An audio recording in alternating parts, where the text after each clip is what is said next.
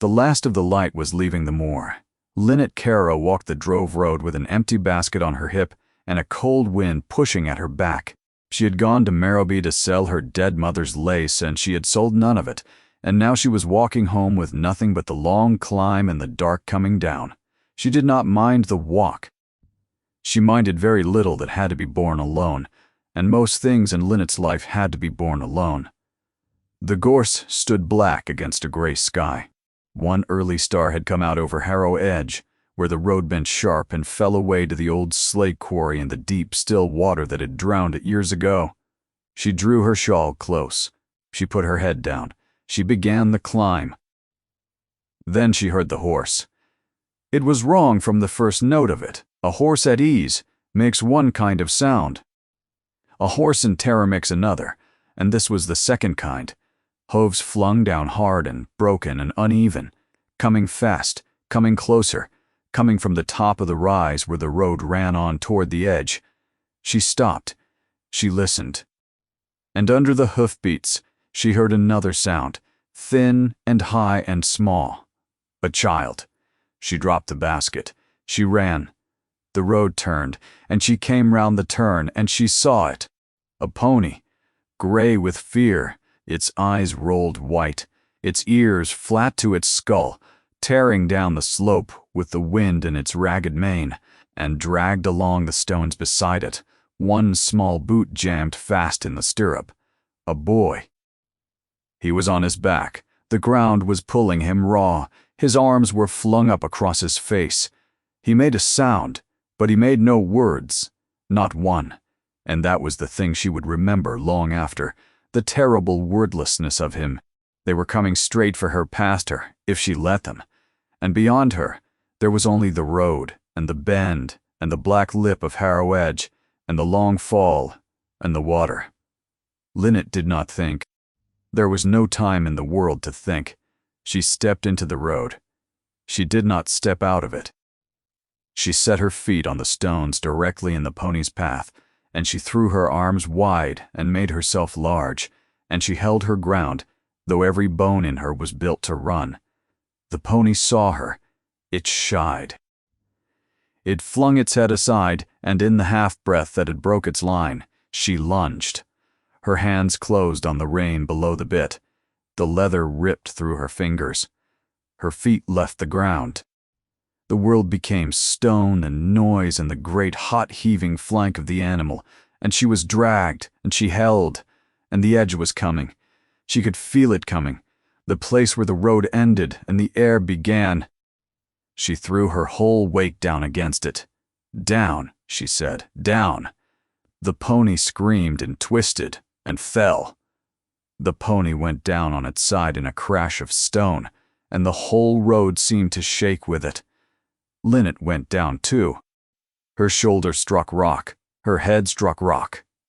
A bright, hard blow just above her eye, and the dusk went white and then slowly came back. She did not let go of the rein. She could not have said why. End quote. Her fingers had shut into a claw and they would not open. The boy, she crawled. The pony thrashed, fighting to rise, its hooves coming down near her face, and she did not stop crawling.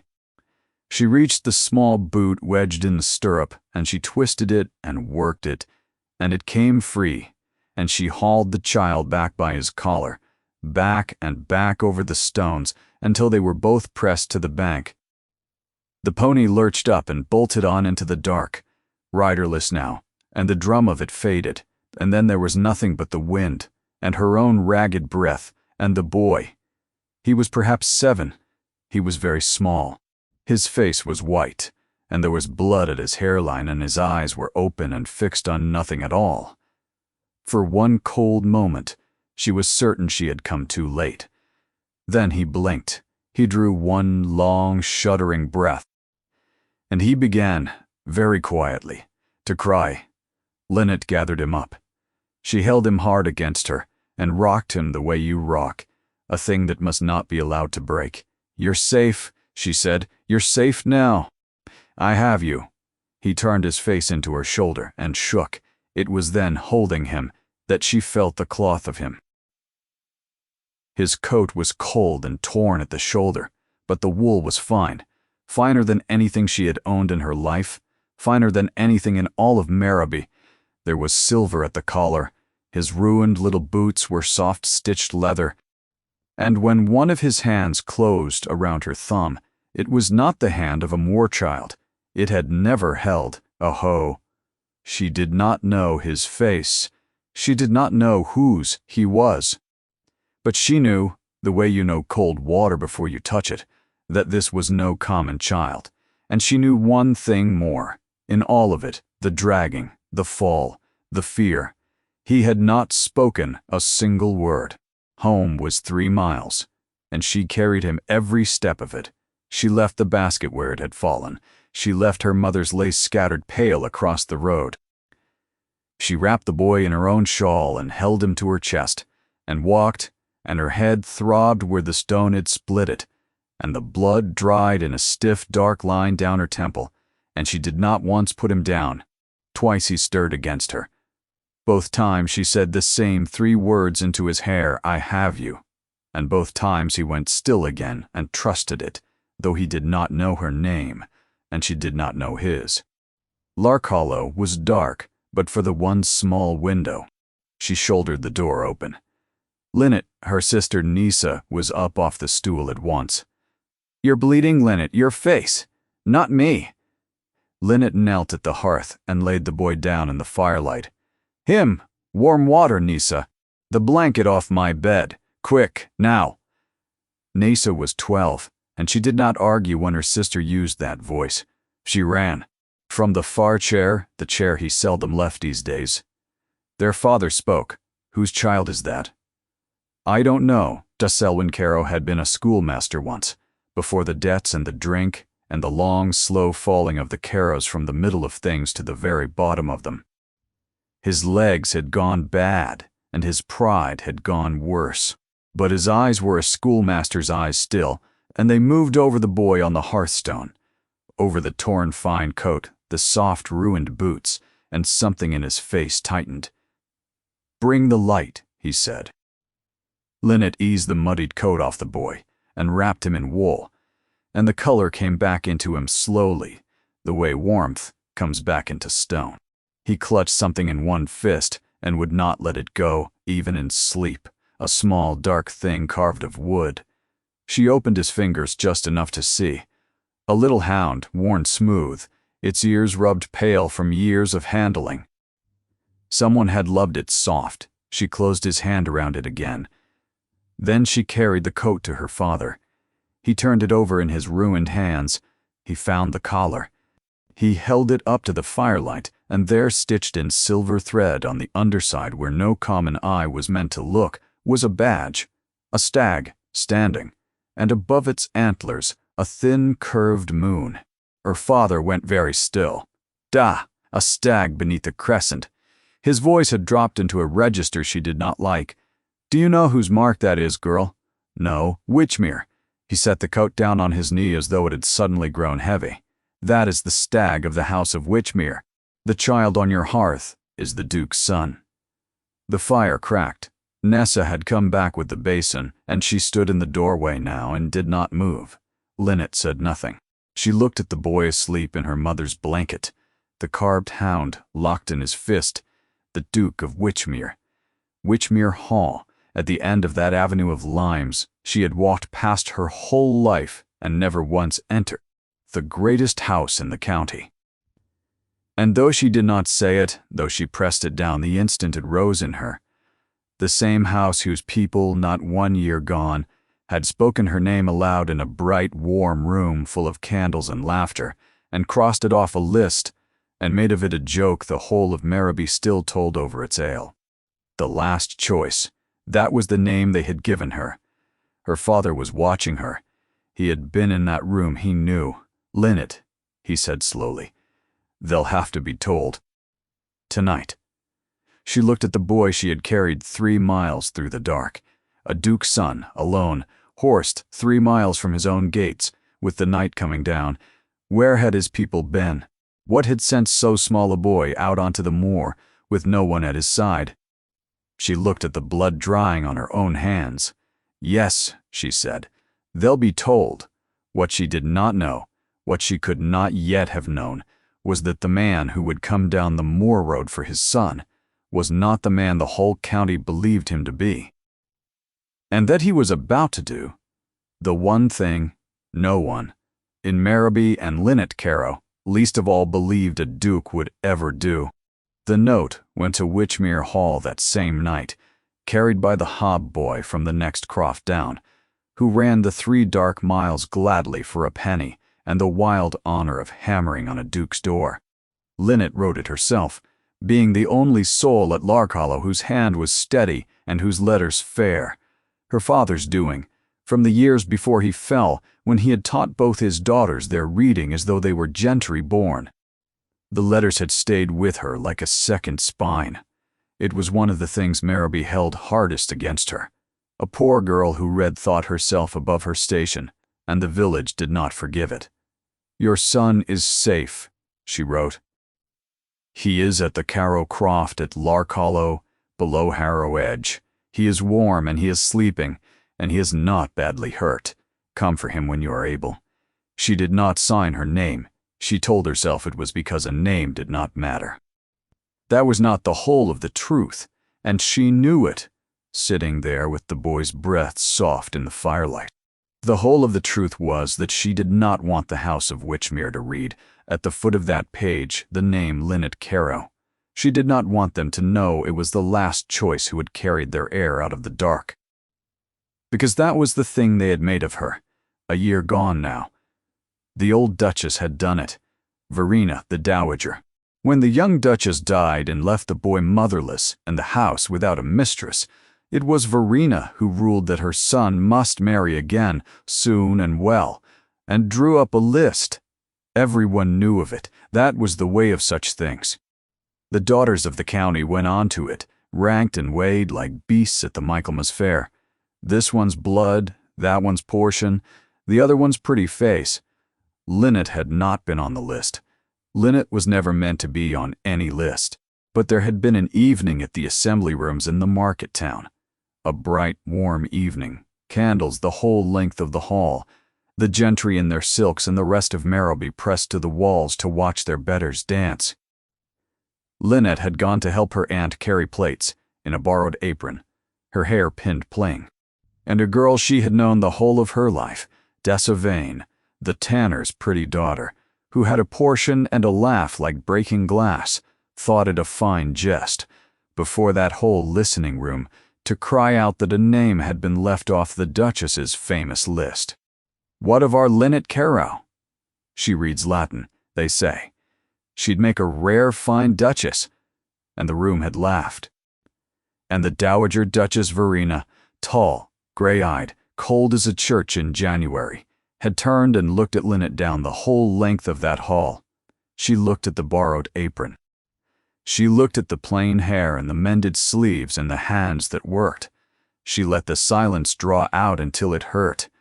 Then she said in a voice pitched to carry to the walls, "The last choice, I think, and no choice at all."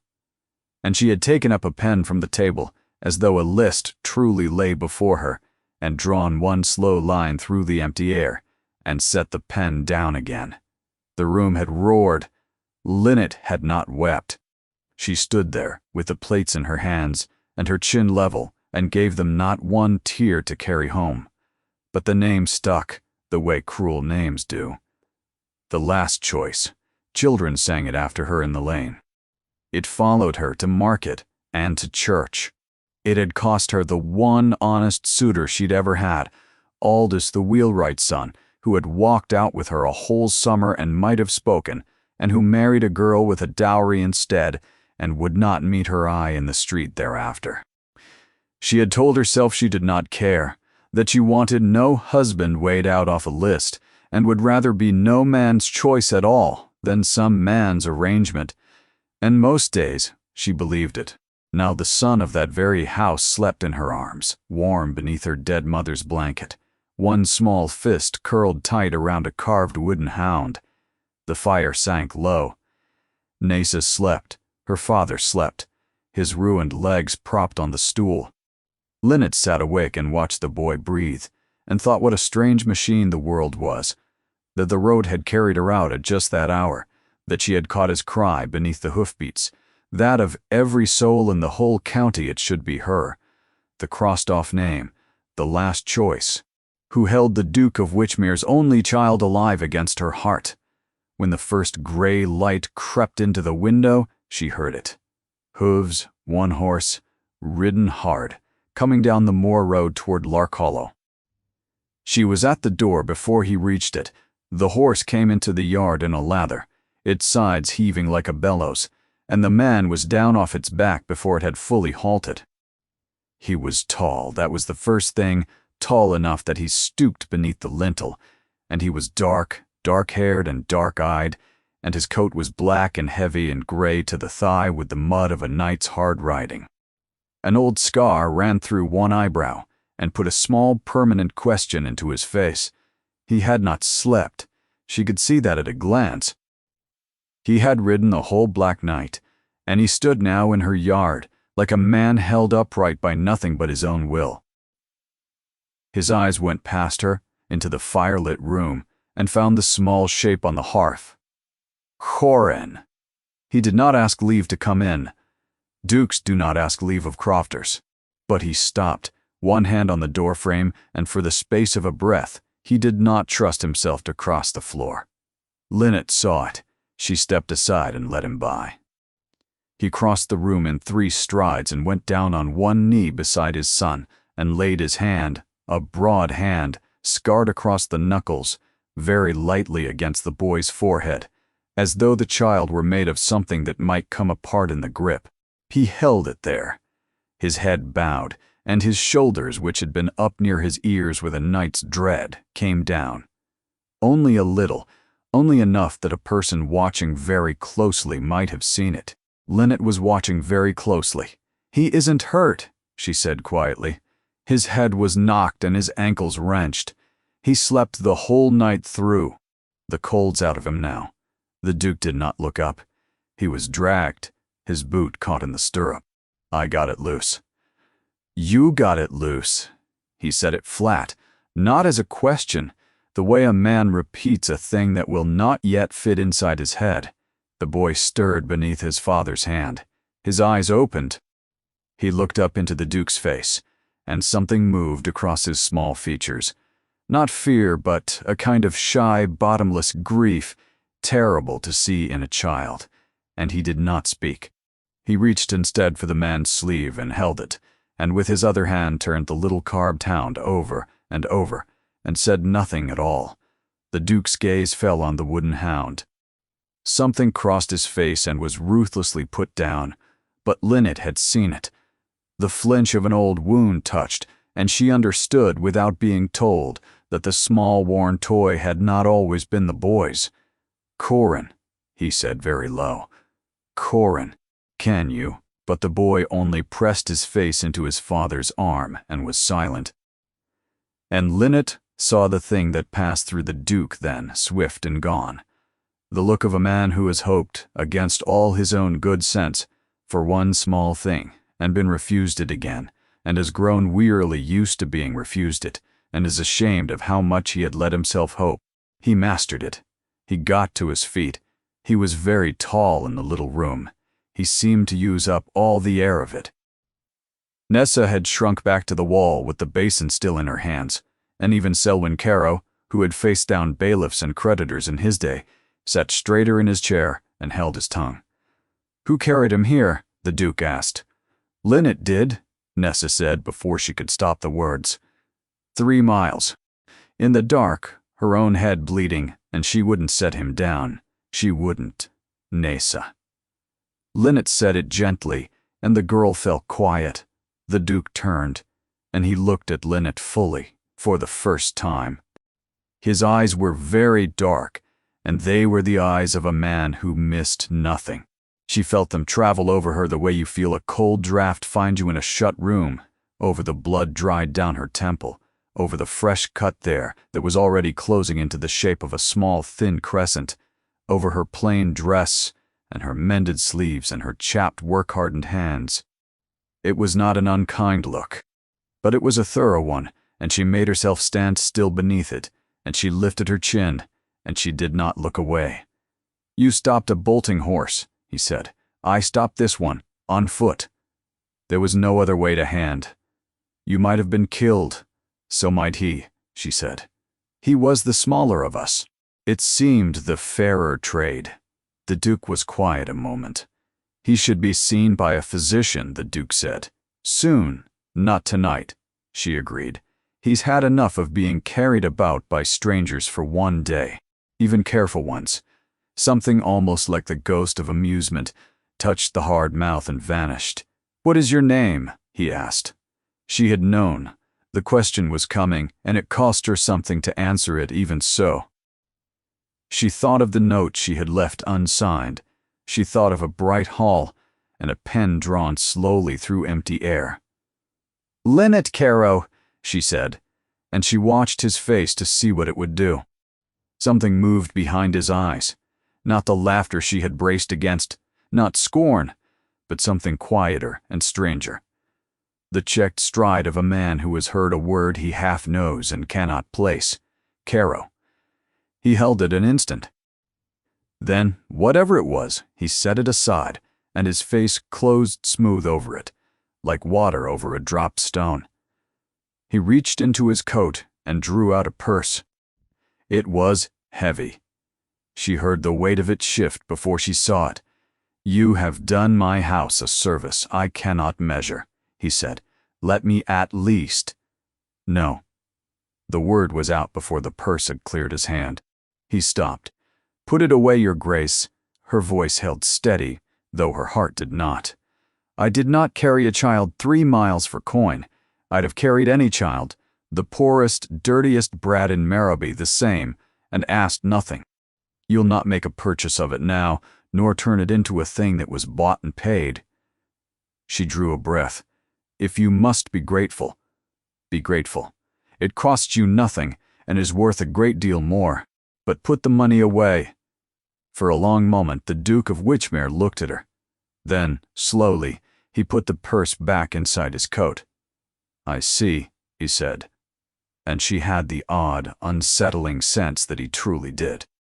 He bent and gathered his son up into his arms.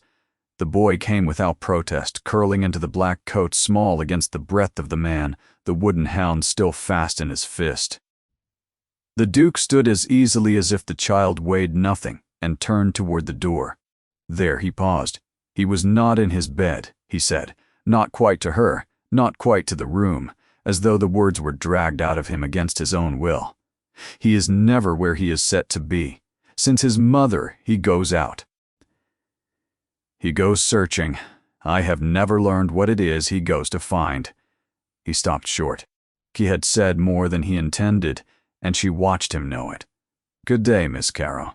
Good day, Your Grace." He carried the boy out into the gray of the morning. And it was then, over his father's shoulder, that Corin lifted his head and looked back.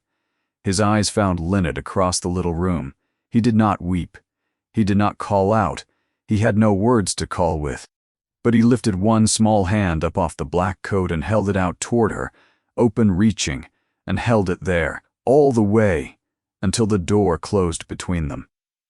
Linnet stood very still in the sudden ringing quiet. She did not know that the boy who could not speak had in that moment decided something. She knew only that her chest ached, and she could not for her life have told you why.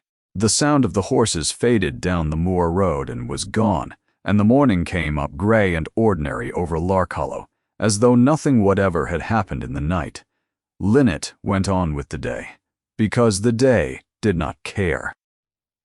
She fed the hens, saw to her father washed the blood from her hair in cold water, and looked at the little crescent the stone had cut above her brow, and knew it would leave a mark. But her hands would not stop their shaking.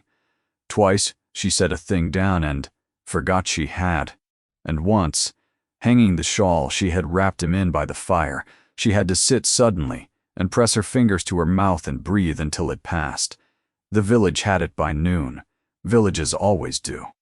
The tale ran croft to croft and swelled as it ran. The Duke's own air snatched from under the hooves at Harrow Edge, carried 3 miles through the black by a girl who would take no coin. Some told it with wonder, some told it the other way. The last choice Decivane was heard to say in the market, on that breaking glass laugh, playing the hero now. She flung herself under that horse to be looked at. Mark me. That one would do anything to be looked at. And the market laughed, because laughing was easier than wondering. Linnet did not go to market. She kept to Larkhollow and let it break against the walls. 2 days passed. On the third, a rider came.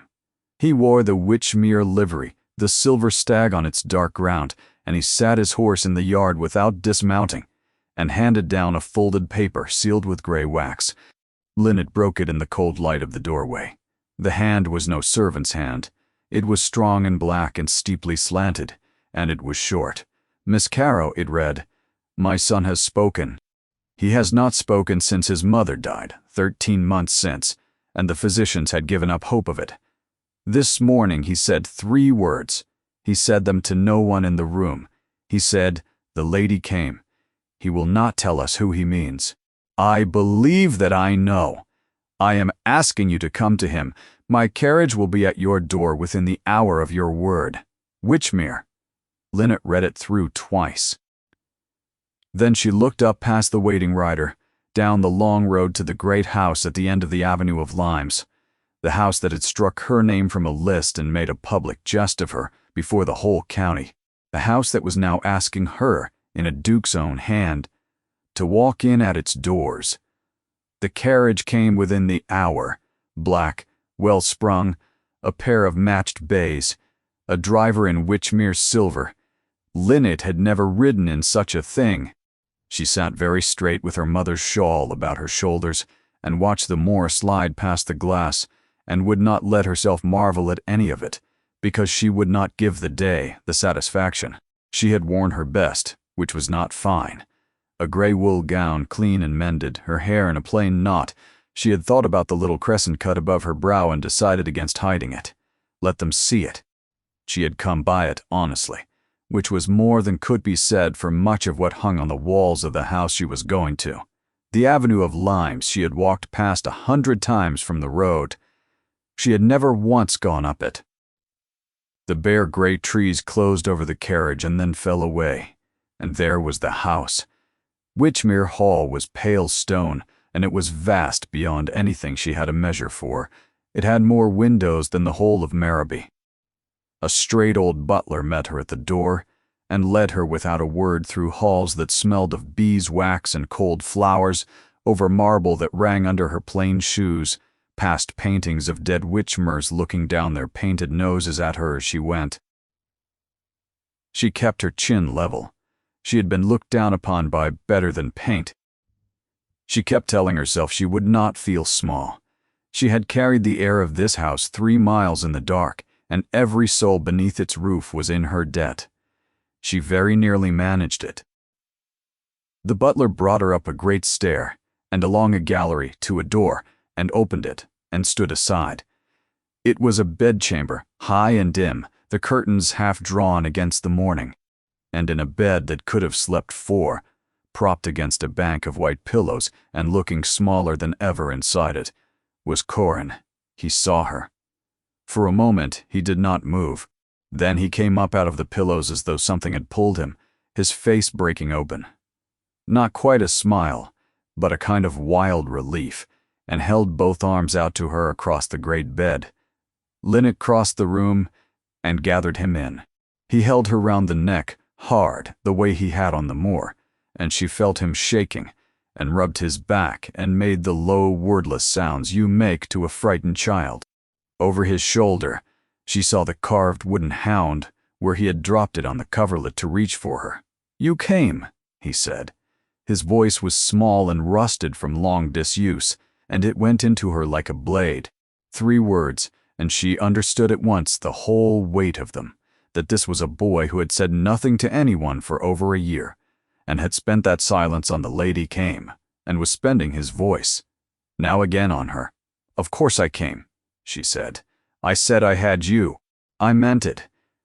He drew back and looked at her with great seriousness. His eyes were not his father's dark eyes, but a clear light hazel. His mother's eyes. She would learn. And he said, "I knew you were real." Papa said, "Perhaps I dreamed you." "I knew I didn't." "You didn't dream me here." She picked up the hound and folded it back into his hand. "You dropped your fellow, Paula. He'll think you've forgotten him." Corin looked down at the little worn hound, and something passed over his face. Older than 7. "He was my mother's," he said. "She made him. She was good at making things." He turned it over. "I take him when I go to wait for her." Linnet went very still. "To wait for her where?" "On the road," the boy said simply. "The Moor Road. That's the road she went out on the last day. So, that's the road she'll come back on. I go and I wait so she won't come home to no one." He said it plainly, without self-pity. The terrible flat logic of a grieving child. The pony. "And then you came instead." For a moment Linnet could not trust her voice. "That's why you were out there," she said. "Papa doesn't know why. I never told him. He'd be sad." The boy leaned in, confiding. "He's already very sad. He doesn't say so, but I can tell." "I think perhaps you're right about that," said a voice from the doorway. The Duke stood in the doorway. She did not know how long he had been there, washed and changed, without the mud. He looked less like a man held together by will, and more like one who had forgotten how to rest. His dark eyes moved from his son's face, flushed, animated, talking to Linnet, and there was something in them she had no name for. "He's tired," the Duke said gently. "Corin, the physician said you were to sleep after your dinner. Miss Caro will still be here." "You'll still be here?" Corin demanded. "A while. I'll not go without saying so. That's a promise, and I keep my promises. You'll find that out about me." He found this acceptable, and let her settle him back against the pillows, the hound tucked under his chin, and was asleep almost before she reached the door. The Duke led her down the gallery in silence, into a small, warm sitting room. A fire lit, a window over gray lawns, a tea tray on a low table. He gestured her to a chair, and when she sat poured the tea himself. He did not ring for a servant, and she noticed it. He handed her the cup, his fingers not touching hers but near enough that she caught the scent of him, cold air and horses and wood smoke, and underneath something clean, like cedar. "He has not spoken to me," the Duke said, sitting across from her. 13 months, and this morning he spoke, but not to me. He spoke of you, to the wall, to the window, not to his father. He laid it out without heat, like a man reading an account he has read many times.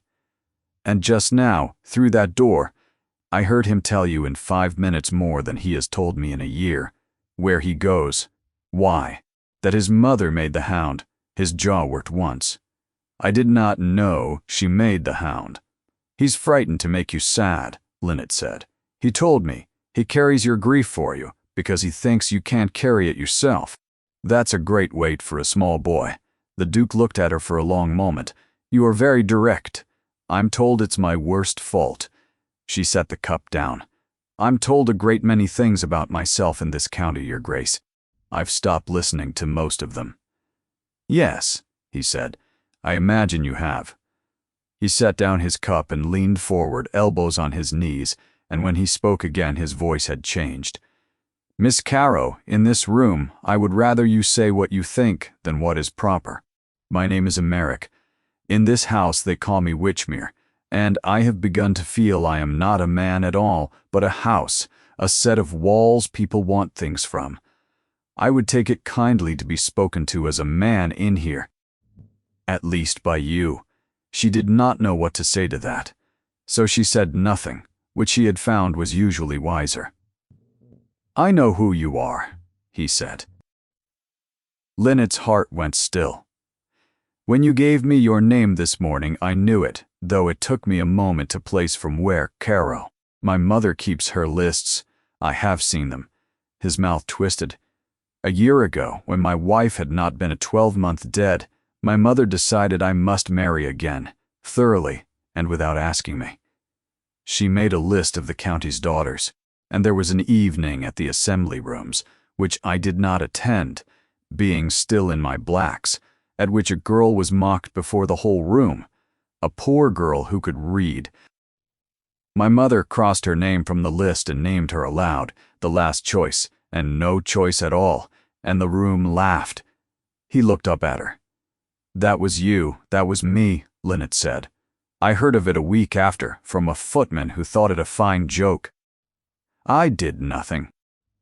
I told myself it was my mother's foolishness, and none of my concern, and I let it stand, and a girl went on carrying that name through her village for a year, while I forgot it." His dark eyes did not leave her face. "I am not telling you this to be forgiven. I am telling you because you carried my son 3 miles through the dark, not knowing I would ever learn your name, and took no coin for it. You were wronged in my house's name, and I knew. And I was silent, and I have been ashamed of it since this morning, when I understood whose child you had saved." The fire cracked. A log settled. Somewhere far off in the great house, a door closed and the sound faded. Lynette looked at the fire, because she did not just then know where else to look. "I did not know that you knew," she said at last. "Any of it?" "No, I told no one." There was no one to tell. He said it without pity for himself, as a plain fact, and she thought that was the loneliest sentence she had ever heard a man say. "Why are you telling me now?" "Because you are sitting in my house, and you saved my son's life, and my son has spent his first words in a year on you, and I find I cannot let a woman who has done all that go on believing that this family thinks her nothing." He paused. "And because I would like to ask you something, and I did not want to ask it while you still thought I was a man who would let his mother put a price on your worth." She waited. "Corin needs you," he said. "I'll not pretty it. He has locked himself away from every soul who tried to reach him, his aunt, his tutor, his own father, and this morning he opened a door, and you are on the other side of it. Come, not as a servant. I'll not insult you with wages, since you'd only throw them back, and rightly. Come as yourself, as often as you are willing, and let him have the one person he has chosen to speak to." He stopped. "I am asking a great deal. You owe this house nothing. It has given you only cruelty." "I am asking anyway." Lynette was quiet for a long time. He did not press her. He was, she noticed, a man who could sit inside a silence without any need to fill it, a rare thing, and it told her more about him than a great deal of talk would have. "I'll come for the boy," she said finally. "For him. What? Not for you, and not for this house, and not for 1 penny. Is that understood?" "Understood. On my own days and my own terms, when my father can spare me. I've a family that needs me too, whatever terms you name. And when your mother looks at me down that long nose of hers," Lynette said, "I'll not lower my eyes. If that's not to be borne, say so now, and I'll bide at Larkhollow, and you can bring the boy to me on the moor like a Christian." Something moved at the corner of the Duke's hard mouth. It was not quite a smile, but it was the nearest thing to one she had yet seen on him. "I would not dream," he said, "of asking you to lower your eyes to anyone. It would be like asking the moor to lie flat." She stood, because she found she needed to be on her feet. He rose at once, but he did not step toward her. He kept a careful, deliberate distance, and she was aware of it, and aware that he meant her to be. "There is one thing more," he said. "When you write to tell me your days, you may write, I hope. I am told you have a fair hand. Do not write only the days. Tell me how he does when I am from home. Tell me anything. I would rather have your plain account of my son than the careful ones I am given by people afraid of me." He paused. "And you need not be afraid of me, whatever else the county says." "I'm not afraid of you," Lynette said. "You're the least frightening thing in this house. Your mother's another matter." And this time he did almost smile. She rode home through the falling dusk, with her mind in a state she did not care to examine. She had gone in, braced to be small, and had not been small.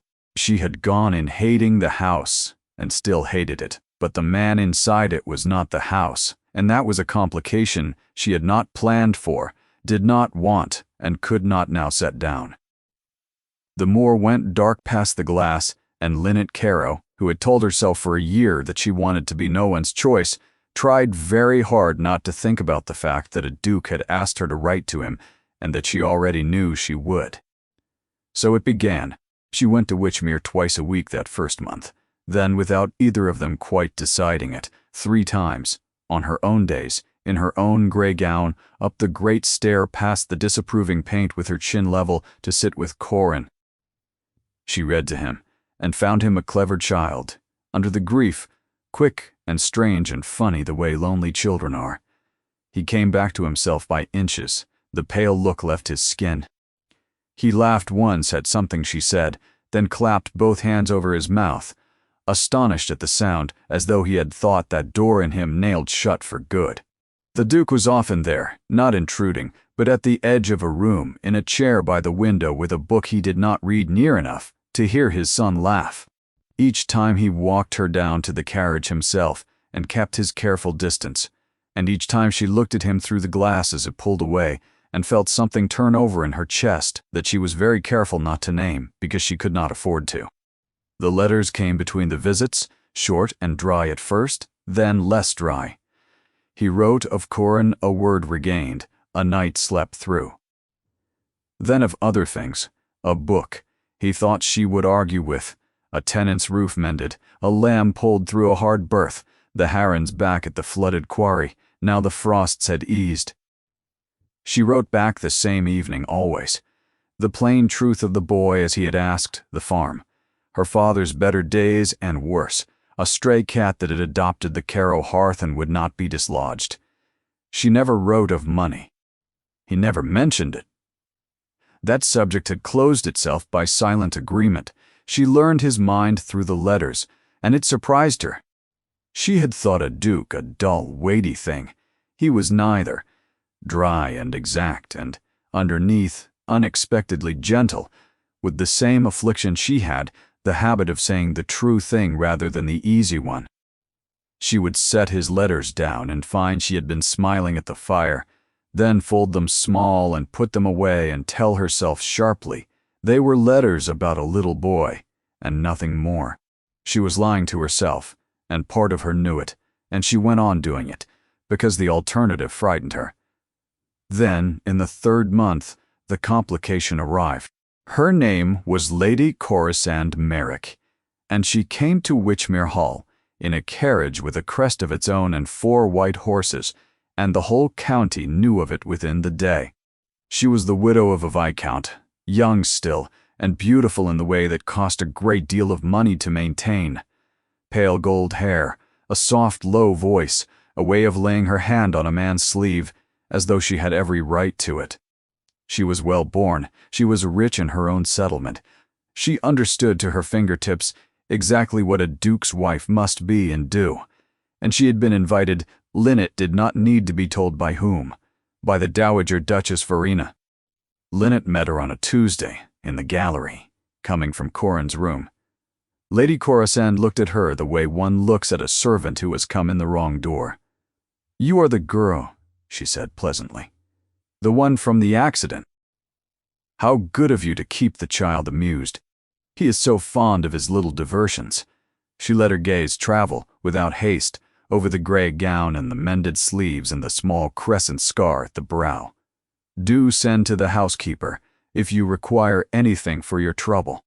She sees to all the below-stairs matters."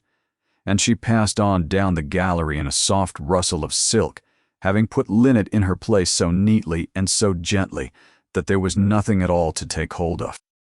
Linnet stood in the cold gallery and felt the old hot shame rise up her neck, the last choice, and no choice at all. And then, deliberately, she put it down. She had carried the boy 3 miles. This woman had never carried anything heavier than a fan. But that evening, hanging back a moment in the shadow of the great stair, while the butler fetched her cloak, she heard voices from the open door of the blue drawing-room, and she was not proud of listening, but she listened. "Entirely suitable," the dowager was saying in her carrying voice. "Corisande understands as good blood her own fortune, and she will not shame you. The announcement wants only your word, Emmerich. I would have it before the county at the Candlemas ball. The boy needs a mother, and you need a wife who knows what she was born to, not one who fancies she can learn it from books." And the Duke's voice, low and giving nothing. "I have not said yes to this, mother." "You have not said no," said the dowager. "You never do. That has always been your trouble. Someone must decide, and if you will not, I shall."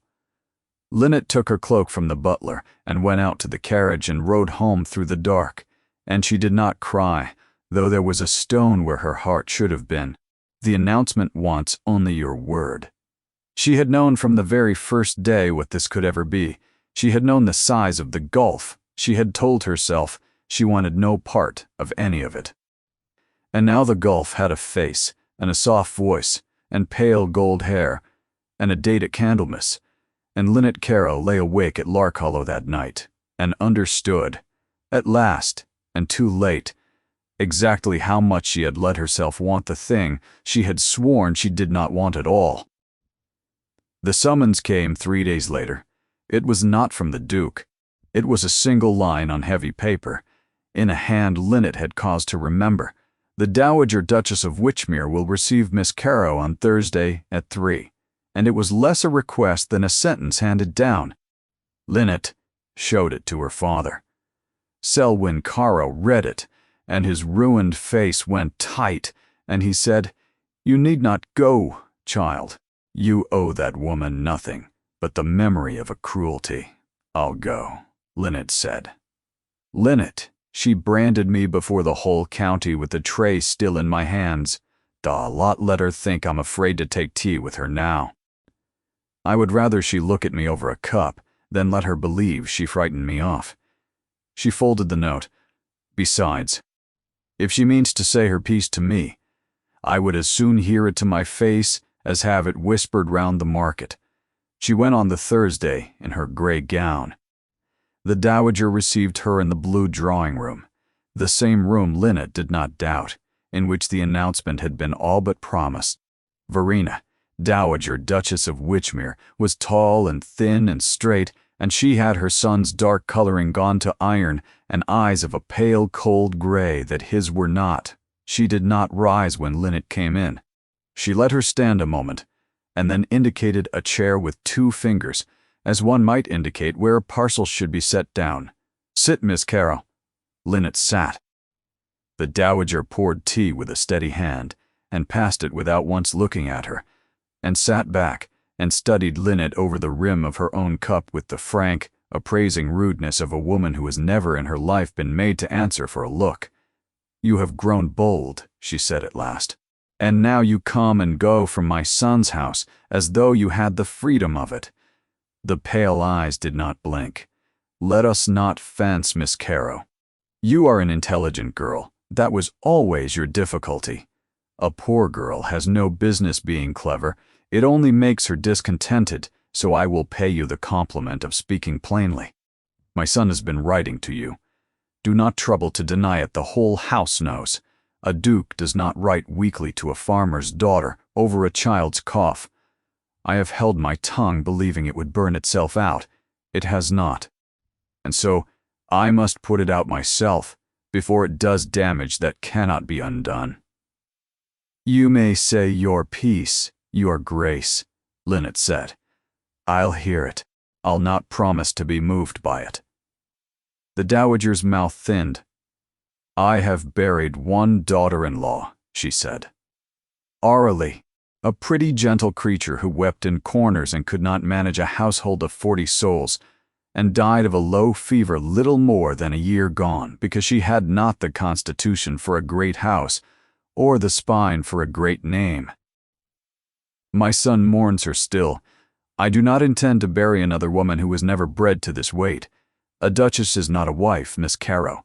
A duchess is an office. 10,000 acres, the families upon them, the county, the court, a name 8 centuries old. All of it comes to rest on whatever woman my son is fool enough to marry. You have a strong back for a farm gate.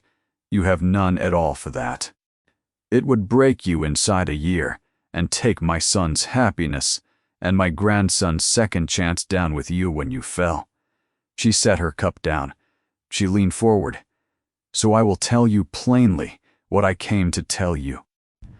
It will end, whether you end it or I do.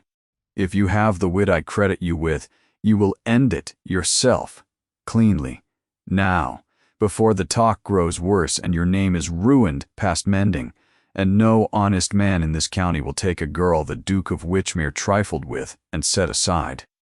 I say it as a kindness one. I do not owe you. But you pulled my grandson from under a horse, and so I pay you in the only coin I have, which is the truth. She paused. There is a settlement in it, if you go quietly. Enough to clear your father's debts and keep your family in comfort. Name a sum. I am not ungenerous to the sensible. For a long moment, Lynette did not speak. She looked at the fire. She thought of Corinne, small and warm, saying the lady came. She thought of the letters folded small in the box beneath her bed. She thought of a soft, low voice in the gallery, his little diversions. She thought of a girl with a tray and a level chin and a name drawn through with a pen. Your Grace, she said, may I ask you one question in return, before I answer yours? The pale eyes narrowed. You may. This orally, Lynette said. Your gentle, useless creature who wept in corners. Did anyone in this house ever once ask her what she wept for? Or did you all simply decide she was too weak for the office and leave her to weep alone and bury her and draw up a fresh list before the ground had settled? The dowager's face did not change, but her hand, on the arm of her chair, went white at the knuckle. You forget yourself, she said very quietly. No, Lynette said. I think for the first time in a year, I remember myself exactly. You say a duchess is an office and not a wife. That is the whole of your trouble. Your Grace, it was the whole of Aurelie's, and will be the next one's, whoever you buy. You made your son a list of women as you'd make a list of broodmares, by blood and portion and the promise of an heir, and you left off the only thing that ever kept a woman alive in a cold house, whether a single soul in it could see her. Your last daughter-in-law didn't die of a low fever. She died of never once being seen, and you are standing here in your dead daughter-in-law's drawing room, offering to sell me the same coffin and calling it a kindness. The clock ticked. The fire popped. Neither woman moved. I'll not take your settlement, Lynette said, and stood. Not a penny of it. I have refused this family's money. Once already, in that little room where your grandson lay half dead with cold. Ask your son. And I'll not end what there is to end because you've told me I must. If your son writes to me tomorrow, I'll read the letter. If he writes the day after, I'll read that one too. And if he stops, if he decides, as you're so sure he will, that I'm a diversion to be set aside, then he'll tell me so himself, with his own mouth, as a man, and I'll hear it from him and no one else, not from you. You crossed my name off a list once, Your Grace, before I ever had a say in it.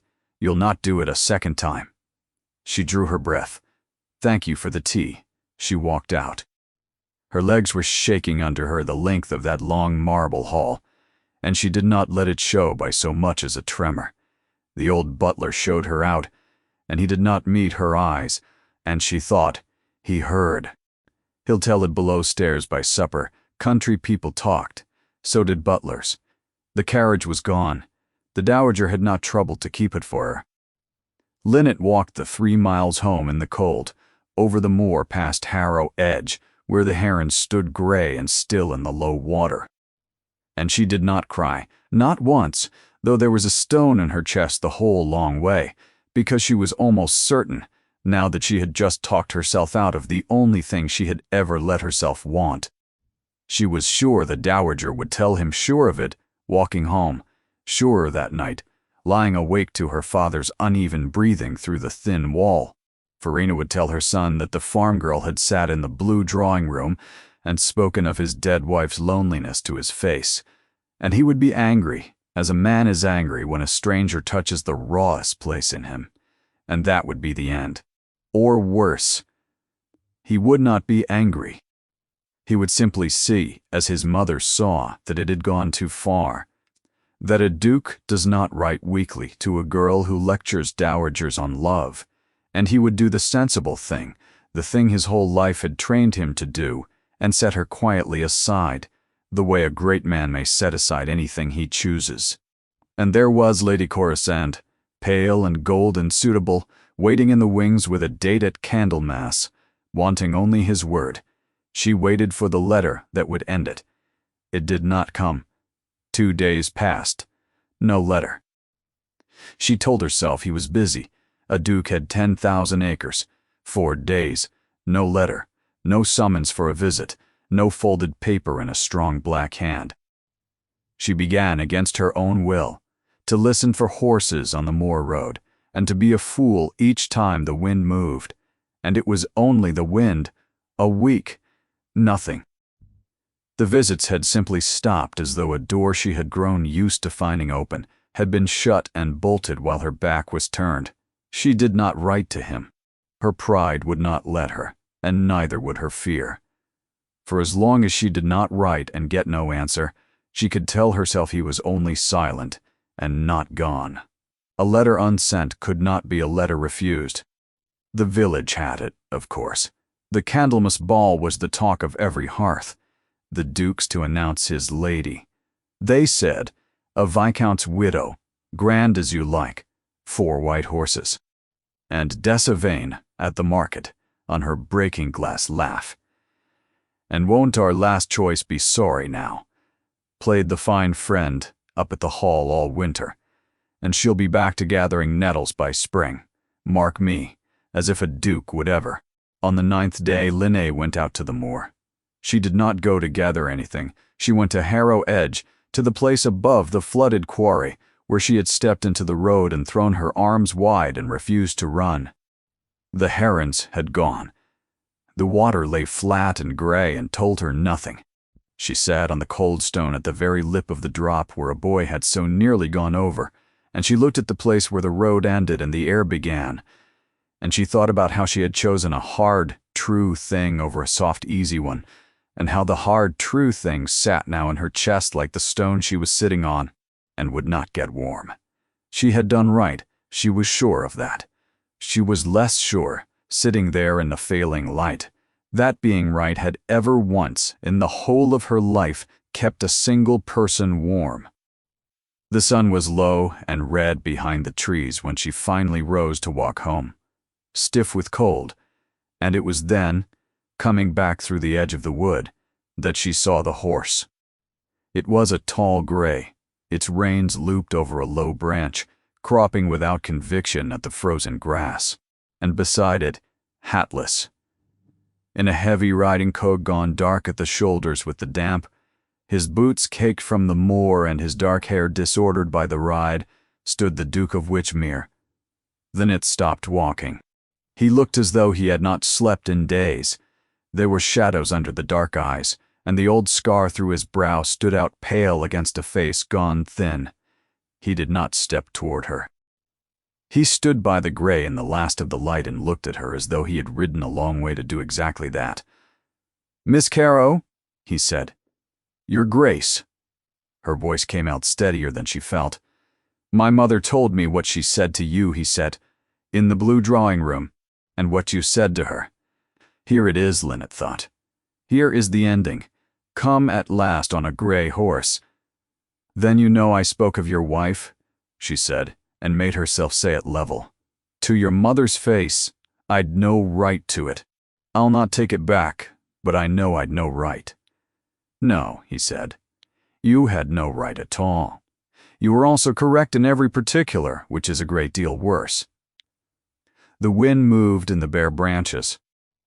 Somewhere over the quarry a crow called once and was still. "I did not write to you this last week," he said, "because I did not trust myself to write only what a sensible man ought to.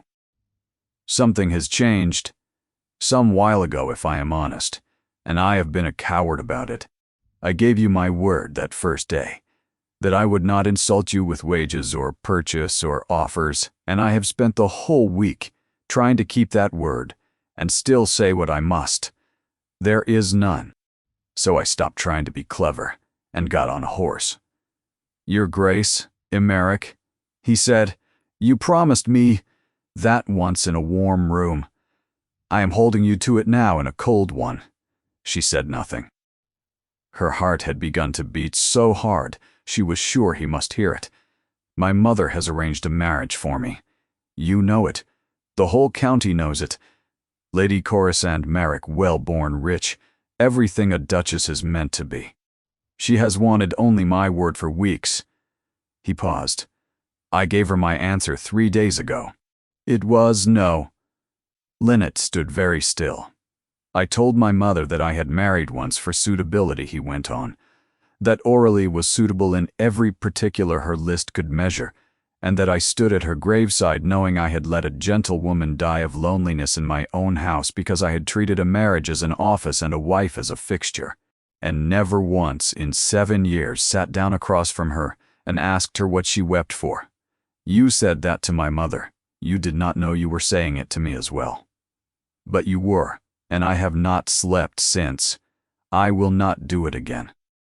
I will not marry another suitable woman and watch the light go out of her by inches, because I was too much a coward to want the right thing allowed. You gave me your word," Linnet said, and her voice was not quite steady now. "You said you'd not offer. You said, I remember exactly what I said, and I am keeping it." He looked at her steadily. "Hear me. I did not ride out to offer you anything. I keep my word. It is nearly the only thing about me worth keeping. I am here to tell you what is true, and then leave you in peace with it, because you, above every soul I have met, deserve the truth, and then to decide for yourself, unpushed, unbought, unbullied. My mother is right that there will be talk and a scandal, and a weight no one is born ready for. She is wrong about everything that matters, about who you are and what you are worth and what would break under that weight and what would not. You would not break. I have watched you carry my son, refuse my money, and face my mother down in her own drawing room with a tray's memories still in your hands, and I have never seen anything less likely to break." His jaw worked. "That is what I came to say. I have not asked. I will not. But I will not do it again. Marry where I do not. And I wanted you to know why. And to know that the why is standing in front of me in a gray gown with a crescent cut into her brow, and has been for some while. The light was almost gone. The cold came up out of the ground." Linnet looked at him. The muddy boots, the ruined hair, the too heavy coat, the thin, tired, honest face, and felt the stone in her chest shift at last and begin very slowly to warm. "Emeric," she said. His name felt strange and enormous in her mouth. "May I say something?" "Please. I've sat on that stone above Harrow Edge the whole afternoon. The place I pulled your boy from. I went there because I thought I'd lost you, and I wanted to be angry at myself, and I couldn't manage it because I couldn't be sorry for a single word I said to your mother." She drew a breath. "I've spent a year telling everyone, and myself most of all, that I wanted to be no one's choice. That I'd rather be the last name on a list, or no name at all, than some man's arrangement weighed out like flour on a scale. And I believed it. But I was wrong about what I was refusing. All this time, and I only worked it out this afternoon on that cold stone." "Tell me," he said. "I thought I was refusing to be chosen. I wasn't. I was refusing to be unseen, and those are not the same thing. Your Aurelie was chosen. She was top of a list once. It didn't save her. What killed her wasn't the choosing. It was that no one in that great house ever looked at her and saw a whole person weeping in a corner and thought to ask her why. Her voice had gone very quiet. "I don't want to be chosen, Emmerich. I never did. I want to be seen. And the terrible thing, the thing I fought the whole way home every night for a week, is that you're the first person in my life, outside my own blood, who ever looked at me and saw the whole of it and didn't laugh and didn't cross me off." He took one step toward her. He stopped himself. He did not take another. "You told me," he said carefully, "that I was not to ask. I did. You told me that if I ever decided you were a diversion to be set aside, I was to tell you so myself, as a man, with my own mouth, and you'd hear it from no one else. I did say that. Then I will hold you to the shape of your own rule. You said I was not to ask. So I will not, until you tell me I may. I will stand here in the cold on your word, and not a breath sooner, Linnet Caro. Am I to ask you, or am I not?" The wood was very quiet. She could hear his breath, and her own, and the small tearing sound of the gray pulling at the frozen grass. The last red light was going off the sky, and the first hard star had come out over Harrow Edge, where a year of her life had turned on the space of a single breath. "Ask me," she said. He crossed the ground between them, not in a rush, not sweeping her up. He came to her plainly, stopped an arm's length away, and looked down into her face in the near dark. "Then I am asking. Not because it will clear your father's debts, though it will, and I'll hear no argument about it. Not because it settles any account between our families, for there is none. You have given far more than you were ever owed. Not because my son needs a mother, though God knows he does, and has chosen his own without waiting for my leave. I am asking because I have read every letter you sent me, until the ink wore gray, and I would rather sit across a table from you and be told I am wrong about a book than be told I am right by any other soul alive. Because a whole county called you the last choice and drew a pen through your name before you had a word to say for yourself. And I have come to understand this winter that you were never a choice on anyone's list at all. You are the only choice I have ever made entirely for myself, against every wise voice in my life, and it is the first thing I have done in years that I am certain, all the way down, is right." He drew his breath. "Will you marry me?" She did not answer at once. She let the moment stretch because it was hers and she had earned it. She thought of a tray and a level chin. She thought of a small hand reaching back over a black shoulder until a door closed. She thought of her father's ruined face and her mother's lace scattered on a road and a pen drawn slow through empty air. She looked at the man an arm's length off in the dark, keeping his careful distance even here, waiting on her word, and not a thing sooner. "Yes," she said. "Yes, I'll marry you." He closed the last of the distance. He did not kiss her. He lifted her cold hand and turned it over and looked, in the last of the light, at the roughened palm and the chapped knuckles, the plain, hard-working hand of a girl the county had crossed off, and he bent and pressed his mouth very lightly to the back of her fingers and held it there.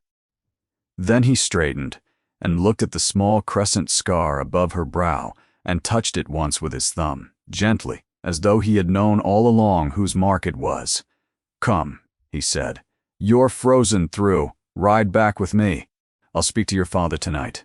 He lifted her onto the gray and swung up behind her, and she felt the warmth of him at her back and the wood smoke and cedar scent of him, and the horse picked its slow way through the dark wood toward the lights. Neither of them said a word, and Linnet thought that perhaps in the whole of her life she had never once been so quiet or so entirely warm. They were married in the spring in the small gray church at Marraby, and there were more souls crammed into it than the church had held in living memory, for a duke does not marry a farmer's daughter every day, and the whole county came, some to wish her well and some only to say they had been there. Her father wept, and could not stop smiling through the weeping, which did his ruined face a great deal of good. Nasa scattered primroses with tremendous seriousness, and Corin was the ring-bearer. He carried the ring the whole length of the aisle with his small jaw set like a soldier's, dropped it once, and picked it up again with enormous gravity, because he had been told this was a solemn duty and meant to do it right. Only afterward, when the vows were said and Lynette was his in law as she had long been his in every way that counted, did he abandon all solemnity and fling both arms about her waist before the whole congregation and refuse to be detached from her for some time. The Dowager Duchess Verena came. She sat in the second pew in a gown of iron gray and gave nothing away. Lynette had not expected her at all and decided not to spend her wedding day wondering what it meant. But at the wedding breakfast at Witchmere Hall, the Dowager came to her, a glass in her hand, and the two women stood a little apart from the noise. "I said a great many things to you, Miss Caro, in the blue drawing room." "Duchess now," Lynette said. "But yes, you did. I do not take them back. The talk is real. The weight is real. You will be tested by both, and I'll not soften you for the fight with comfortable lies. It is not my way." She drank. Then she looked at Lynette directly, and her pale eyes were not sharp now, only tired. And something else Lynette understood, with a small shock, was respect. "But I was wrong about one thing. I told you that you were the last choice, and no choice at all. You were the only thing in 40 years that woke my son back into a living man. Whatever else you are not nothing.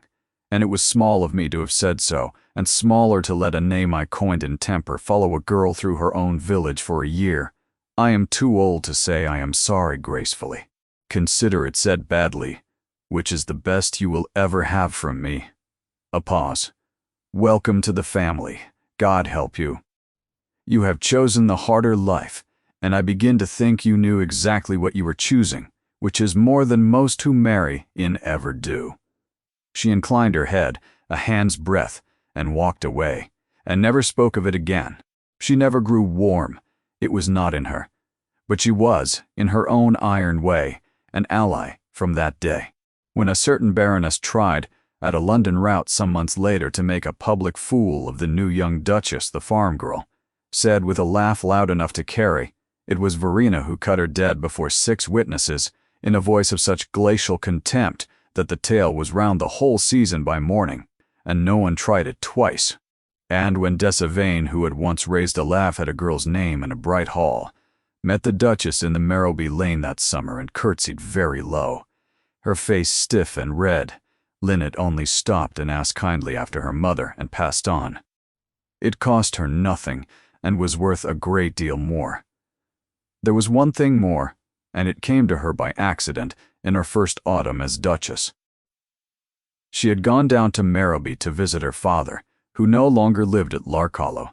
The Crofts' damp had been killing him by inches, but in a snug, dry cottage by the green.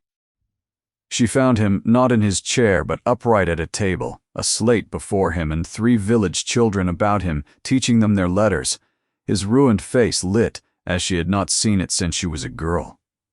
"Da," she said from the door. "What's all this?"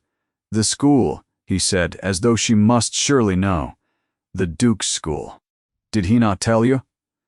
He saw her face and softened. No, he would not have. "Sit down, child." And he told her. That in the depths of that winter, before the marriage was ever spoken of, before Candlemas, when Lynette was still only the strange farm girl who read to the sick boy, a man had come quietly to Marrowby, bought the empty tithe barn by the green, and had it made sound and dry and fitted with benches. A village school, free to any child who came, the first the district had ever had.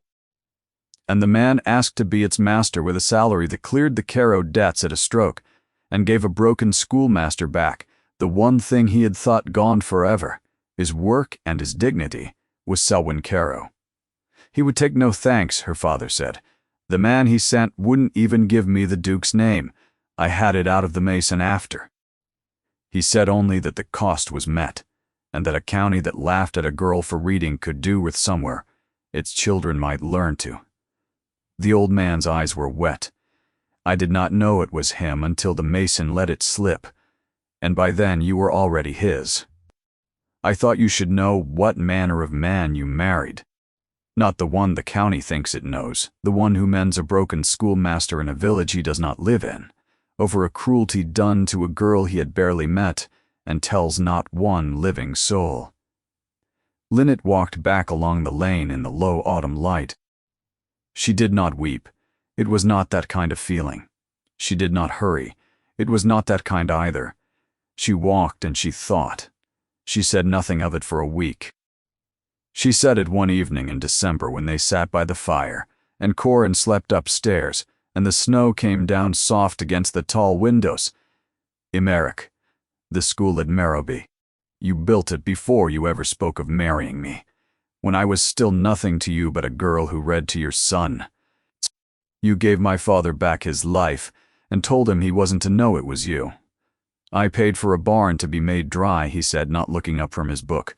Your father does the rest. You told him he wasn't to know it was you. He turned a page, or pretended to. It was not important. It was important to me, she said. He was quiet a moment. Then he set the book in his lap and looked up, and his dark eyes had the same weight they had held that first gray morning in her mother's front room. But something under it was at rest now that had not been there before. You spent a year, he said, being told by a whole county that a poor girl had no business with letters. It seemed to me the county could stand to be proven wrong. In a way, it would have to look at every day, in its own children's hands. A pause. And I found I could not bear a thing that had been done to you. That was all. You need not make more of it than that. Thank you, Linnet said. You are welcome, he said, and picked up his book again, and she saw that he was smiling at it, very slightly, and would not for the world have let her see the whole of it. Corin grew strong. The pale look never came back. He learned to ride a stubborn brown pony badly, and then, well, and he laughed often and easily, and the wooden hound his mother had made went from his pocket to a shelf, kept, but no longer needed, which is the only true measure of a grief outgrown. He stopped going to the moor road to wait. He told her why himself one spring afternoon, the two of them walking the drove road above Harrow Edge where the herons had come back to stand gray and patient in the shallows. I used to come here to wait for my mother, he said, matter of fact, the way he told her most things now, because it was the road she went out on. I thought she'd come back on it. He slipped his hand into hers. But she doesn't come. I worked it out. She isn't on the road. He was quiet a step or two. You came on the road, though. I came instead. And then, with no weight on it at all, not seeming to notice he had said it, the way the truest things are always said, he called her by the name he would call her every day for the rest of both their lives, and did not stop to make a moment of it, and ran on ahead to look at the herons. Linnet did not correct him. She did not make a moment of it either. She only stood a while on the road above Harrow Edge at the bend where the way ran down toward the drop and the deep still water, the place where she had once stepped into the path of a bolting horse and thrown her arms wide and refused, with everything in her, to run. She touched the small crescent scar above her brow. She had been named the last choice by people who had never once looked at her, and she had been chosen in the end by the only one who did, chosen last of all, against every list and every wise, cold voice, and so chosen most of all.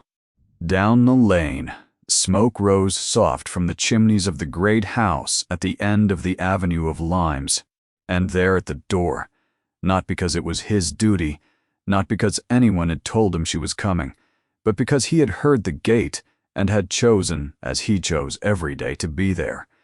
A tall, dark figure stood waiting for her with a small boy running ahead across the grass toward them both. Linnet Caro went home.